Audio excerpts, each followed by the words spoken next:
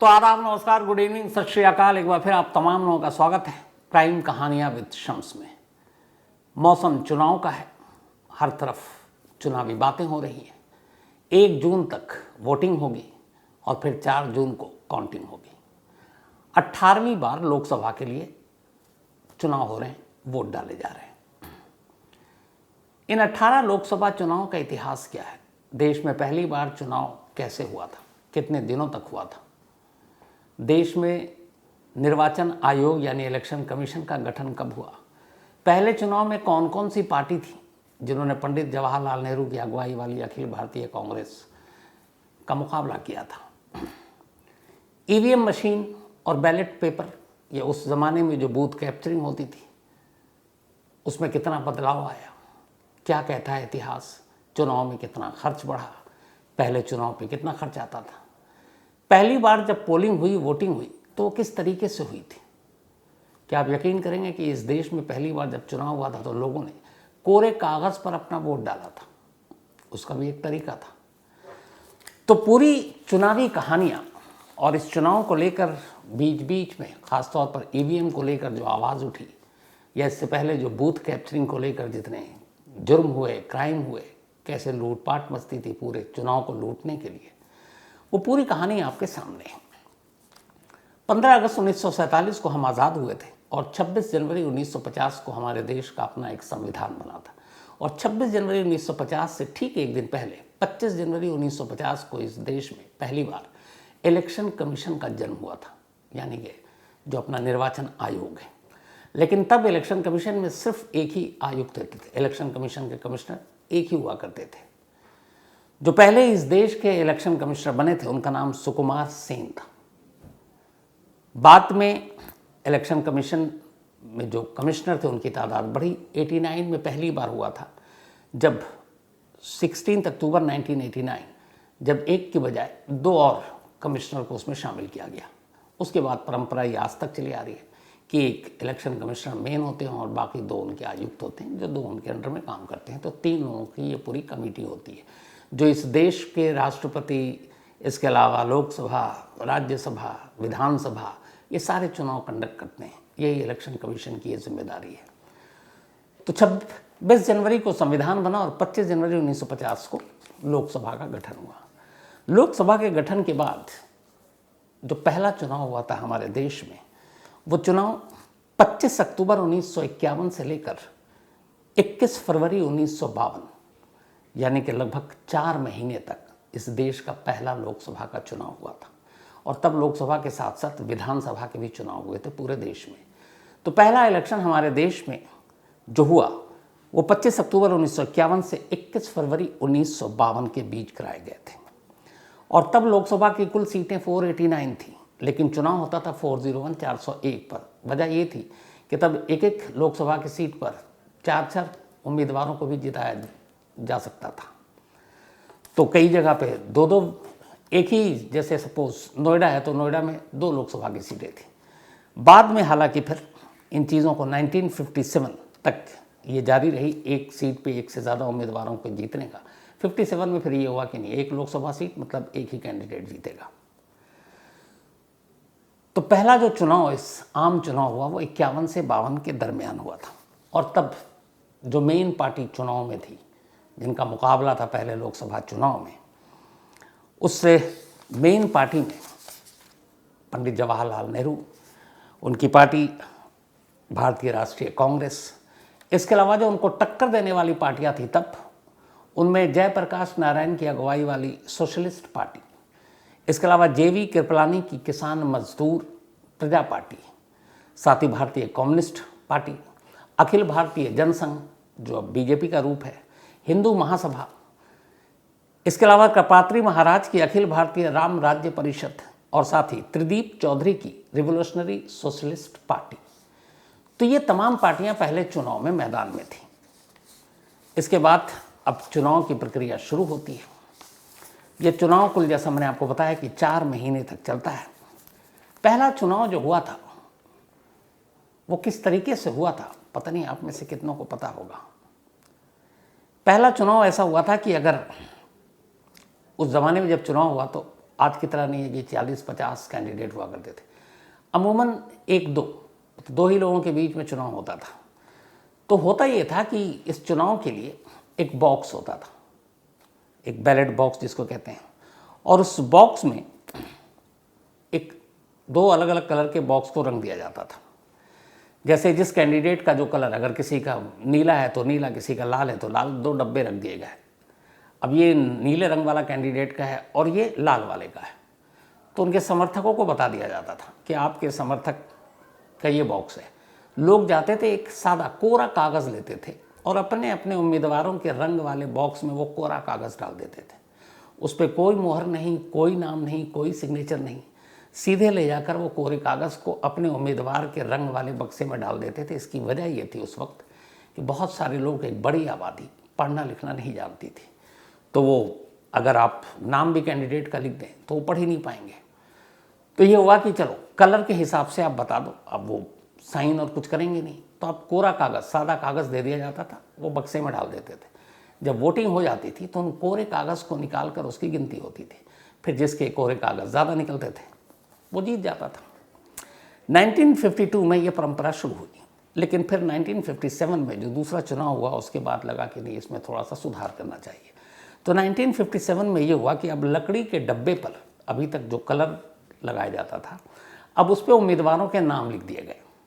उम्मीदवारों के नाम लिख दिए गए और उनके चुनाव चिन्ह, जैसे पंजा या फिर कमल के फूल, हालांकि उस वक्त नहीं था कमल का फूल, तो बाकी जिन भी पार्टियों के जो चुनावी निशान थे वो निशान उसमें लगा दिए जाते और उम्मीदवारों के नाम लिख दिए जाते। और तब भी ये डब्बे पे नाम भी लिख दिया गया, चुनाव चिन्ह भी लगा दिया गया, लेकिन वोट कोरे कागज़ पर ही लोग उसमें डालते थे, अपने अपने उम्मीदवारों के डब्बे में। सादा कागज़ होता था, उसमें डाल दिया, बॉक्स खुलता था, जिसके कोरे कागज़ ज़्यादा निकले जिस डब्बे से, वो उम्मीदवार विजयी हो गया। तो 52 और 57 तक कोरे कागज़ पे इस देश में वोट डाला गया। 1962 का जब चुनाव आया तो पहली बार बैलेट पेपर आया। बैलेट पेपर जिसमें सारे उम्मीदवारों के नाम होते, उनके चुनाव चिन्ह होते, एक साथ एक से ज़्यादा भी अब उम्मीदवार आने लगे थे। तो 1962 के चुनाव में पहली बार बैलेट पेपर आया और इसके बाद अब इसके नाम और चुनाव चिन्ह उम्मीदवारों के लिखे गए। और तब पहली बार ये हुआ कि अब कोरा कागज़ नहीं डालना है, बल्कि कागज़ पे एक मुहर लगानी है। तो मुहर लगाने की तब शुरुआत हुई थी कि आप मुहर लगाने, मतलब जिस उम्मीदवार को आपको जिताना है उस उम्मीदवार की उस जो बैलेट पेपर है उसके आगे आप मुहर लगा दीजिए। तो 52-57 में कोरा कागज़, 62 में पहली बार हुआ जब मुहर लगाने की कवायद शुरू हुई। जो पहला चुनाव था ये कुल उस ज़माने में, जैसे बताया आपको कि 51 से 52 तक 4 महीने के दौरान चुनाव हुए, और ये चुनाव की गिनती जो होती थी सुबह 10 बजे से लेकर शाम 5 बजे तक चुनाव की गिनती होती थी, और इसमें 15 दिन लगते थे। चुनाव जो हुए वो तो 4 महीने के अंदर अंदर, फिर 15 दिन इसमें लगते थे, और लंबा वक्त, क्योंकि इतने सारे पेपर, सरकारी मशीनरी, सरकारी कर्मचारियों का इस्तेमाल, तो ये उस वक्त तक यही सिलसिला चलता रहा। और फिर 1962 में जो मुहर और बैलेट बॉक्स वाली चीज़ें आई, ये फिर आने वाले वक्त में यही चलता रहा, और एक तरह से यही एक चुनावी प्रक्रिया का हिस्सा हो गया। जो पहला चुनाव 1952 में हुआ, 51 और 2 में हुआ था, उसमें टोटल वोटर थे उस वक्त 17 करोड़ और वोटिंग हुई थी 45%।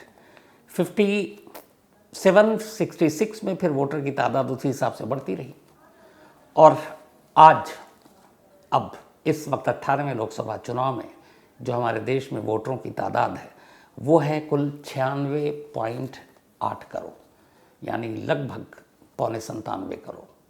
97.5 करोड़ लोग हमारे देश के इस 18वें लोकसभा के चुनाव में वोट डालेंगे। तो मतदान का पूरा प्रक्रिया यही चलता रहा।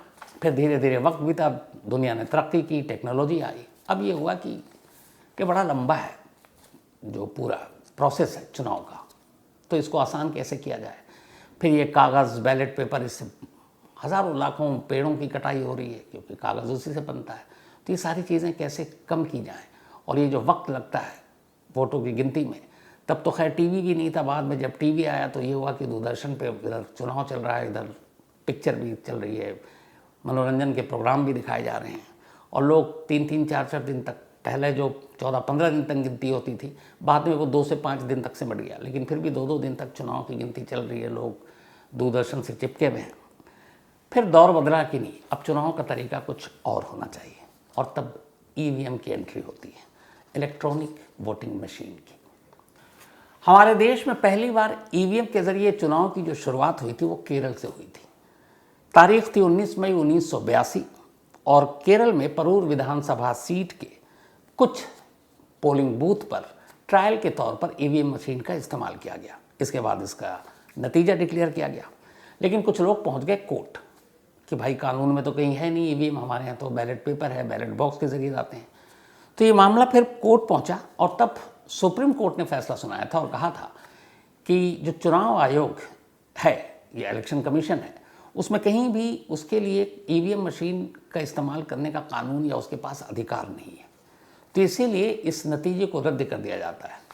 तो जो पहला ईवीएम से चुनाव हुआ हमारे देश में 1982 19 मई को, उसके जीते हुए उम्मीदवार को उसकी उम्मीदवारी को रद्द कर दी गई और इस चुनाव को वैध ही नहीं माना गया। हालांकि तब सुप्रीम कोर्ट ने ईवीएम को लेकर कोई नेगेटिव कमेंट्स नहीं किया था, लेकिन कहा था कि कानून के दायरे में निर्वाचन आयोग के पास अधिकार ही नहीं है। जब ये बात हुई तब ये मामला पार्लियामेंट में पहुंचा।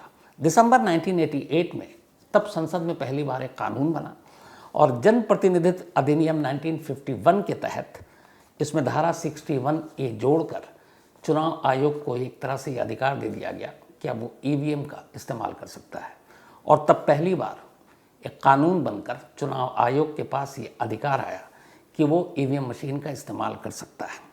15 मार्च 1989 ये वही तारीख थी जब इस देश में ईवीएम के इस्तेमाल को कानूनी मान्यता दी गई, और फिर इसके बाद छोटे छोटे कई जगह पे ट्रायल चुनाव हुए, और आखिरी में 2004 के जो पूरा देश में आम चुनाव हुआ उसमें पहली बार पूरी तरीके से ईवीएम मशीन का इस्तेमाल हुआ। 2004 में करीब 11.25 लाख ईवीएम मशीन देश भर के चुनावी बूथ पर भेजे गए, और वहाँ पे पूरा चुनाव जो है इलेक्ट्रॉनिक वोटिंग मशीन के ज़रिए संपन्न हुआ। अब ईवीएम मशीन जो है इसकी कुछ खासियत भी है, हालांकि इसको लेकर सवाल बहुत उठते हैं। ईवीएम मशीन जो हमारे यहाँ जो चुनाव में जिसका इस्तेमाल करते हैं, एक ईवीएम मशीन में एक साथ 64 से ज़्यादा उम्मीदवार अगर हैं तो फिर वो ईवीएम मशीन में काम नहीं है, मतलब उसमें उसका डेटा दर्ज ही नहीं हो सकता। मैक्सिमम 64 कैंडिडेट ही एक ईवीएम मशीन के ज़रिए उनको वोट डाला जा सकता है, तो 64 से कोशिश होती है कि कम ही उम्मीदवार हो। दूसरा, एक ईवीएम मशीन में सिर्फ 3840 यानी कि 3840 वोट ही डाले जा सकते हैं, 3841 वोट उसमें पढ़ ही नहीं सकता है। ये दूसरी है। एक ईवीएम मशीन के कुल 3 पार्ट्स होते हैं, एक होता है कंट्रोल यूनिट, एक होता है बैलेट यूनिट, और एक होता है वीवीपैट। आप में से बहुत सारे लोग, हम सभी ने वोट डाला, तो हम जब पोलिंग बूथ पर जाते हैं तो एक जो बैलेट यूनिट होता है, लंबी सी ऐसे मशीन, तो पियानो जैसी, तो उसमें आप जब जाते हैं तो एक ग्रीन लाइट जलती है। तो जैसे ही ग्रीन लाइट जलती है उसके बाद हम अपने जिस भी कैंडिडेट को देना चाहते हैं वोट डाल देते हैं। बट ये ग्रीन लाइट कहाँ से जलती है? ये उसी कमरे में जिस पोलिंग स्टेशन पे यहाँ पे जो मशीन रखी है, वहाँ जो प्रिसाइडिंग अफसर बैठा हुआ है उसके हाथ में एक कंट्रोल यूनिट होती है। जैसे ही देखता है कि एक वोटर आया तो वो अपना एक बटन दबाता है, जब वो बटन दबाता है तब वहाँ ग्रीन लाइट जलती है, फिर तभी वो वोट डाल सकता है। तो 2 यूनिट हो गई। एक होता है तीसरा वीवीपैट, उसमें ये होता है कि वीवीपैट कि अगर आपको डाउट है कि इस मशीन में मैंने फलाने को वोट डाला लेकिन पता नहीं है किसको जा रहा है, तो आपको डाउट है तो फिर आप वीवीपैट का इस्तेमाल कर सकते हैं। ये मशीन बराबर में रखी होती है, जैसे ही आप उसका इस्तेमाल करते हैं उसमें से एक पर्ची बाहर आती है और वो दिखाती है कि ये इसको आपने वोट डाला था, और आपको लगता है कि हाँ इसी को डाला है, तो वो पर्ची आपको मिलती नहीं है, वो पर्ची उसी में चली जाती है, लेकिन आपको ये पता चल जाता है कि मेरा वोट सही गया है, तो वीवीपैट से आप कन्फर्म हो जाते हैं। अब वो कंट्रोल यूनिट से बटन इसलिए दबाया जाता है जो ग्रीन लाइट जलाने के लिए, कि ऐसा ना हो कि एक वोटर गया और एक ही बार में उसने 8-10 वोट डाल दे, तो उसमें टाइमिंग का बड़ा ख्याल रखा जाता है कि ग्रीन लाइट जब जली तो आप एक ही वोट डाल सकते हैं। उसका आपने जैसे ही वोट डाला लाइट बंद। अब जो दूसरा कोई आएगा मतदाता तब फिर वो ऑन करेगा, तब वो लाइट जलेगी और तब वो अपना वोट डाल सकेगा। तो ये तो इसकी खासियत हो गई। अब दुनिया भर में ईवीएम मशीन को लेकर लोगों की क्या राय है, क्या रुझान है, कौन कौन से देश इस्तेमाल करते हैं, किन किन को लगता है कि ये बेहतरीन चीज़ है। तो कुल मिलाकर इस वक्त पूरी दुनिया में 31 देश ऐसे हैं जो ईवीएम मशीन का इस्तेमाल करते हैं, लेकिन इनमें से 4 देश ही ऐसे हैं जो पूरी तरह से मतलब हर चुनाव में 100% इसका यूज़ करते हैं।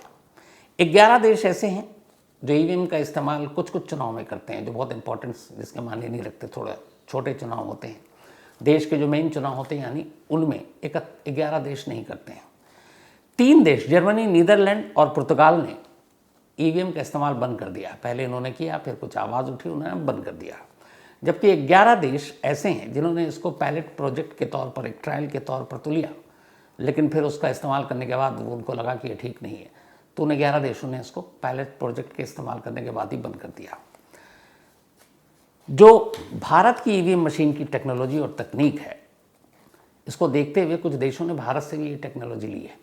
इनमें जॉर्डन, मालदीव, नामीबिया, मिस्र, भूटान और नेपाल है। वहाँ भी भारत के ईवीएम के टेक्निक से ही वोटिंग होती है और उसमें चुनाव में उसका इस्तेमाल किया जाता है। लेकिन इंग्लैंड, फ्रांस, जर्मनी, नीदरलैंड और संयुक्त राज्य अमेरिका मतलब यूएसए, कई ऐसे देश हैं जिन्होंने अब ईवीएम पर बैन लगा दिया। अब वो पुराने तरीके पर यानी बैलेट पेपर पर ही चले गए, जो बहुत ही एक लंबा प्रोसेस होता है, काफ़ी थकान भरा, काफ़ी उसमें ऊर्जा भी लगती है, काफ़ी पैसे भी लगते हैं। लेकिन ये वो देश हैं दुनिया के बड़े बड़े जिन्होंने ईवीएम पर भरोसा नहीं करते। तो अपना देश जो है अब ईवीएम पूरी तरह से ईवीएम के ही भरोसे है हर चुनाव जो होता है। ईवीएम के एक मशीन की जो कीमत है वो पूरे 3 यूनिट जो आपको बताया, एक बैलेट यूनिट, एक कंट्रोल यूनिट और एक वीवीपैट, इन तीनों को अगर मिला देते हैं तो एक ईवीएम मशीन की कीमत होती है 33,700 रुपये, 33,700। इनमें से बैलेट यूनिट की कीमत 7,900, कंट्रोल यूनिट 9,800 और वीवीपैट 16,000। मतलब हर जो वीवीपैट के इस्तेमाल को लेकर अभी सुप्रीम कोर्ट में भी मामला गया है, तो उसमें यही है कि इसमें पैसे ज़्यादा लगते हैं। चुनाव का जो खर्चा है, जब शुरुआत में पहली बार चुनाव हुआ था अपने देश में, तो चुनाव का खर्चा उसके बाद से भी लगातार बढ़ता जा रहा है। तो 33,700 रुपया सिर्फ उस मशीनरी पे खर्च होती है जिसमें एक वोट पड़ता है। चुनाव का खर्चा इससे अलग है। उस ईवीएम मशीन को चुनावी ड्यूटी पे पूरे देश में ले जाना लाना, रेल मार्ग, सड़क के रास्ते, हवाई जहाज़, चौपर, ये सारे खर्चे अलग हैं। उम्मीदवारों का जो चुनावी कैंपेन होता है उसके खर्चे अलग हैं। सिर्फ और सिर्फ एक वोट डालने की उस मशीन की कीमत जो है, ये उसकी कीमत है। अब चुनावी खर्चा कितना होता है ये तो अलग हो गया, आपको बताया। जब 1951-52 में देश का पहला लोकसभा चुनाव हुआ था, तब 17 करोड़ ही उस वक्त, हालांकि जो वोटर थे अभी तो करीब 97 करोड़ के करीब हो गए। तो पहले चुनाव पर इस देश में लोकसभा के 60 पैसा खर्च आया था पर वोटर, 60 पैसे पर वोटर का खर्चा था। बाद में फिर ये बढ़कर 2009 में 12 रुपये तक आ गया, 60 पैसे से शुरू हुआ। 2014 में ये 42 रुपये हो गया प्रति वोटर खर्चा। इसके बाद 2019 में फिर ये और बढ़ा, और अब जो ये खर्चा है, एक अंदाज़ा जो लगाया जा रहा है वो ये है 19 तक 72 रुपीज़ पर वोटर का खर्चा, ये सारी मशीनरी और इन चीज़ों को मिलाकर। और अगर पूरे चुनाव का आप खर्चा और ये सारे ईवीएम मशीन और बाकी सारी चीज़ें जोड़ दें तो लगभग 5,331 करोड़ रुपए इससे लोकसभा चुनाव पर ये खर्चा है। तो ये तो रहा खर्चा, लेकिन अब इसी ईवीएम पर सवाल भी उठे, और सवाल ये कि ईवीएम में हेरफेर होता है। ईवीएम में कई ऐसे ऐसे इल्ज़ाम लगे हैं कि 1 लाख वोट पड़े उसके बाद एक ही पार्टी को वोट जाता है। तो बहुत सारे हैं कि ईवीएम को हैक भी किया जा सकता है, और ये ऐसा नहीं है, ये बहुत सारे पहले से ही ये सवाल ईवीएम को लेकर उठने शुरू हुए। 2009 में पहली बार जब खुद बीजेपी ने ईवीएम पर सवाल उठाया था, लाल कृष्ण आडवाणी और उस वक्त जनता पार्टी के सुब्रमण्यम स्वामी, इन्होंने ईवीएम चुनाव में धांधलेबाजी का आरोप लगाया था। फिर 2010 में भी जब जीवीएस नरसिम्हा राव, इस मशीन पर सवाल उन्होंने खड़ा किया था। अब चूंकि बीजेपी की सरकार है और चुनाव है, तो अब जो विपक्षी पार्टी है, चाहे कांग्रेस हो या फिर दूसरी पार्टियां हों, वो भी इस चुनाव पे सवाल उठा रही हैं। और यहाँ तक कि इसी को लेकर सुप्रीम कोर्ट भी पहुँच गए लोग। सुप्रीम कोर्ट में जाने के बाद कि चुनाव में हर ईवीएम के साथ जो वीवीपैट है वो ज़्यादा इस्तेमाल की इजाज़त दी जाए। अब उसका खर्चा आपको बताया कि सर उस मशीन की कीमत ही 16,000 रुपये है। तो सुप्रीम कोर्ट ने अभी ये फैसला दिया है, और ये फैसला ये है कि हम चुनाव को कंट्रोल नहीं कर सकते, और एक संवैधानिक डिपार्टमेंट है चुनाव आयोग, तो चुनाव आयोग का ही काम है वो देखे। हाँ, अगर आपको लगता है, कोई सबूत है कि ईवीएम के ज़रिए छेड़छाड़ और कुछ ऐसी चीज़ें हो रही हैं, तो आप सबूत दीजिए। लेकिन सुप्रीम कोर्ट ने जो लोग गए थे ईवीएम को लेकर, उनसे कुछ सवालों के जवाब मांगे। उन्होंने कहा जो कंट्रोल यूनिट या वीवीपैट है, क्या उसको माइक्रो कंट्रोलर उसमें है, ताकि ये पता चल सके कि कुछ गड़बड़ है कि नहीं। माइक्रो कंट्रोलर क्या एक ही बार प्रोग्राम करने के लायक है? ईवीएम में सिंबल लोडिंग यूनिट कितने हैं? साथ ही उन्होंने ये भी कहा कि चुनाव जो है वो ईवीएम में डेटा 45 दिनों के लिए रखा जाता है, ये कहा गया था जो याचिका करते हैं। तो उन्होंने कहा कि क्या ज़रूरत पड़ने पर 45 दिन से ज़्यादा भी इसकी मियाद हो सकती है? ये कुछ सुप्रीम कोर्ट के सवाल है, लेकिन सुप्रीम कोर्ट ने ईवीएम या चुनाव आयोग के मामले में दखल देने से साफ मना कर दिया है।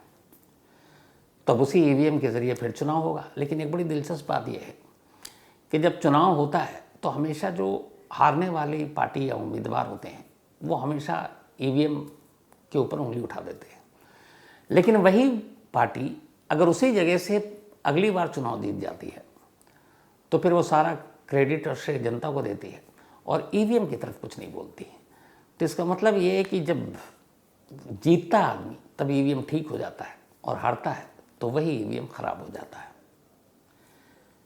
लेकिन ईवीएम से चुनाव चल रहा है, 1 जून तक ये चुनाव है, और 4 जून को इसी ईवीएम का पिटारा खुलेगा और घंटों में पता चल जाएगा, कुछ ही घंटों में, कि इस देश में अगली सरकार किसकी होगी, कौन जीता कौन हारा। तो कहानी ख़त्म करूं उससे पहले वही अपना सिलसिला। आज प्रणीति का जन्मदिन है। प्रणीति बहुत ही प्यारी छोटी सी बच्ची और बहुत ही अच्छी, पढ़ने लिखने में तो क्या कहने, अभी उसने बड़ा नाम रोशन भी किया है स्कूल में। तो हैप्पी बर्थडे प्रणीति। और मोंटी और प्राची तुम दोनों को भी बहुत बहुत बधाई, और सब खुश रहो। और प्रणीति आज मैं आ नहीं पाया क्योंकि तुम्हें पता है अब ये कहानी में तुमको विश कर रहा हूँ, तो इसीलिए मैं अभी दफ्तर में रहना ज़रूरी था। लेकिन गॉड ब्लेस यू, हमेशा अच्छी रहो, खुश रहो, और अपने मम्मी पापा का खूब नाम रोशन करो, अपने तुम दादी दादा का भी नाम रोशन करो, और तुम्हारा गिफ्ट उधार रहा। बाकी मैं मिलता हूँ तो फिर देता हूँ। Happy birthday. इसके अलावा आज ममता नगरकोटी, इनका भी जन्मदिन है, तो हैप्पी बर्थडे ममता जी। और ये भेजा है नवीन जी ने, मैं भूल गया था, इसके लिए माफ़ी, लेकिन हैप्पी बर्थडे ममता जी। साथ ही अभिषेक कुमार कुशवाहा, इनका भी बर्थडे है, तो हैप्पी बर्थडे अभिषेक। जसराज सिंह विर्क, इनका भी जन्मदिन है, हैप्पी बर्थडे जसराज जी। और ये भेजा है, बल्कि ये वैंकूवर में रहते हैं, तो हैप्पी बर्थडे जसराज जी। इसके अलावा अनाया ललित वर्मा, इनका भी बर्थडे, तो बिलेटेड हैप्पी बर्थडे अनाया। आपके दादू ने पहले मुझे भेजा था, फिर मैं बीच में मिस हो गया होगा। तो भारती, बल्कि दादी भारती कुलकर्णी, और उन्होंने भेजा है, ये वैसे पुणे में है लेकिन फ़िलहाल यूएस में है। तो अनानिया आपको, बल्कि हाँ अनानिया ही नाम है, तो अनानिया आपको बहुत बहुत बधाई। इसके अलावा तानिश कुमार, इनका भी जन्मदिन है, तो हैप्पी बर्थडे तानिश। और ये भेजा है मेघा राम ने, और सीता देवी जी ने, और कृष्ण कुमार ने कतर से। अंकित पात्रा का भी आज बर्थडे है, तो हैप्पी बर्थडे अंकित। इसके अलावा विकास वर्मा का भी जन्मदिन, तो हैप्पी बर्थडे विकास जी। बिट्टू हक, इनका भी आज जन्मदिन है, हैप्पी बर्थडे बिट्टू जी। और ये फरहान खान के फादर हैं। साथ ही शीतल, इनका भी बर्थडे, हैप्पी बर्थडे शीतल जी। और ये एडवोकेट अंशुल नाइक ने भेजा है। डॉक्टर लईक खान, इनका भी आज बर्थडे है, तो हैप्पी बर्थडे डॉक्टर लईक साहब। साथ ही प्रभा और भरत, इन दोनों की मैरिज एनिवर्सरी है, तो आप दोनों को बहुत बहुत बधाई। भेजा है परेश, और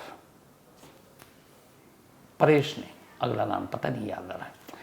प्रेमलता जी और अशोक सचदेव, इन दोनों की भी मैरिज एनिवर्सरी है, तो आप दोनों को बहुत बहुत बधाई। और ये भेजा है मिंकी और जॉनी ने मेलबर्न से। ईशा धमीजा और नितिन, इन दोनों की एनिवर्सरी, तो आप दोनों की बहुत बहुत बधाई। भेजा है विकास वर्मा ने। तो आज कहानी में इतना ही। अब आपसे मुलाकात होगी कल रात 9 बजे किसी नई कहानी के साथ। तब तक अपना और अपनों का ख्याल रखिएगा। Thank you very much.